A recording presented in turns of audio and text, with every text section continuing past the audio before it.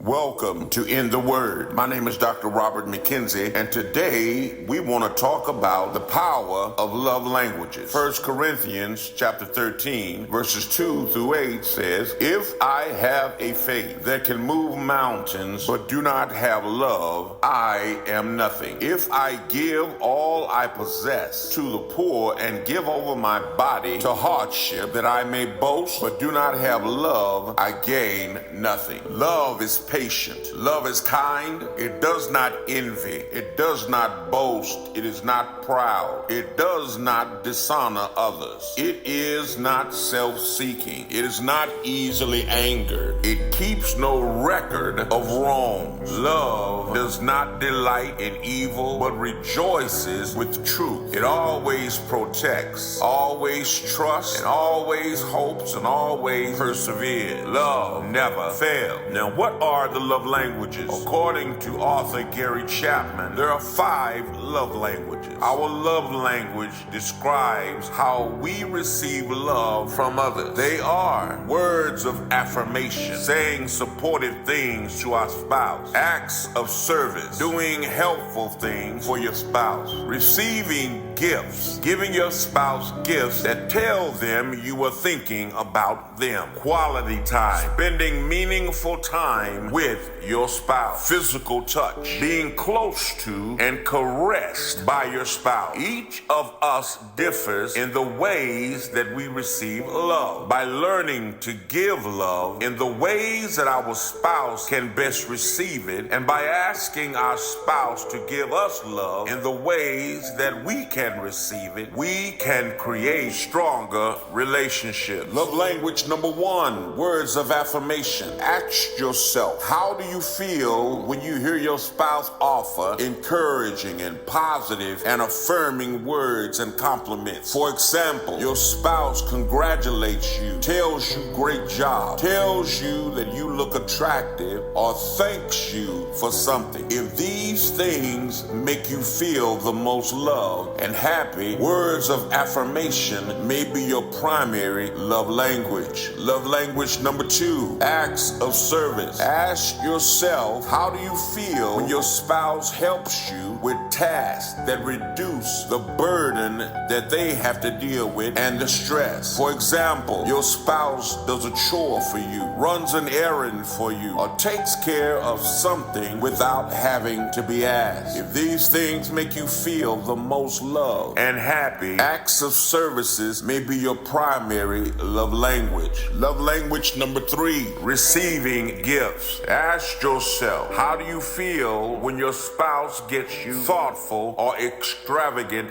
things and gifts? For example, you get a gift or small treat from your spouse that tells you that he or she was thinking about you. If these things make you feel the most loved and happy, receiving gifts may be your primary love language. Love language number 4, quality time. Ask yourself, how do you feel when your spouse gives you their undivided attention and you engage in meaningful conversation or activity? For example, you and your spouse have a date night, go on a trip together, or have a deep conversation. If these things make you feel the most loved and happy, quality time may be your primary love language. Love language number 5, physical touch. Ask yourself, how do you feel when your spouse shows you affection through touch? For example, you and your partner hold hands and kiss and hug or sit close together. If these things make you feel the most loved and happy, then physical touch may be your primary love language. How to use love languages in your relationship. If we want to build healthy relationships, we have to work at it. We have to tell our spouse what makes us feel loved, and we need to show our spouse love in the ways that they want to receive it. That's how we can use love languages to improve the quality of our relationships. My name is Dr. Robert McKenzie, and you have been listening to In the Word. This is Dr. Robert McKenzie from In the Word podcast. We want you to know that every time you support our podcast through our Cash App, all all of the money goes straight to supporting the In the Word ministries. The sales